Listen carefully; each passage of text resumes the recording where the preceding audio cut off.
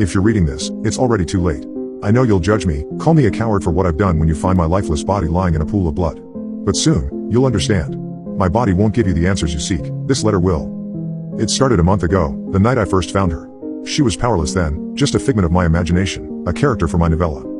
Before I tell you more, I have to warn you, don't let curiosity get the better of you. You shouldn't want to know her. I named her Mara.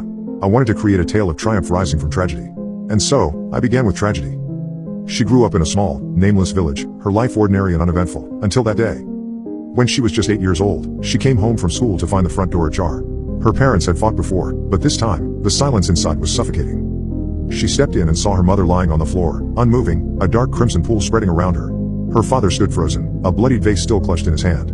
For a moment, time stopped. There was no sound, just the faint ringing in Mara's ears as she stared in disbelief.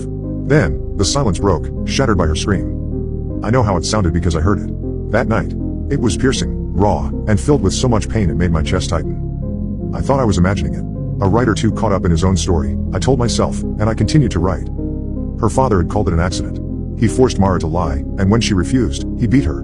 I wrote about her sobs, the way her small body shook under his blows. That night, I heard her cry. Soft, muffled sobs that came from nowhere and everywhere. It wouldn't stop. By the second sleepless night, I wanted to quit. The story was taking a toll on me, but I couldn't. Something kept pulling me back, like I wasn't in control anymore. So I kept writing. At 14, Mara ran away. She couldn't take it anymore, her father's rage, his fists, his lies. She spent her first winter on the streets, alone. I wrote about her suffering, the way the cold gnawed at her bones, the hunger twisting her stomach, her hollow, desperate eyes. That night, I felt the cold seep through my skin, even though my heater was on. I felt the ache of hunger, even though I'd eaten. I heard her breath, so faint, but unmistakably there. It was like she wanted me to feel her pain.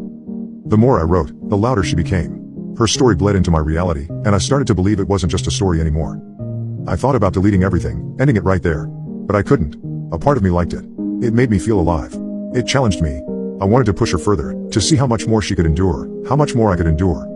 So I kept going. I wrote about the men who found her on the street. They dragged her into the trunk of their car, driving her to a secluded cabin. I wrote how their nails scratched her skin, their cruelty tearing her apart. That night, I woke up screaming. I felt nails clawing at my flesh, invisible hands pinning me down. I couldn't fight back. When it was over, I looked at my arms and saw the scratches, deep, red welts that hadn't been there before. This wasn't just my imagination anymore. I could see the marks, real, physical, undeniable. I had to stop. But then, she whispered. She told me I couldn't stop. That it wasn't my story, it was hers. I wasn't creating it, I was uncovering it. And the more I unraveled, the stronger she became. She made me write this letter. She said you need to know her story.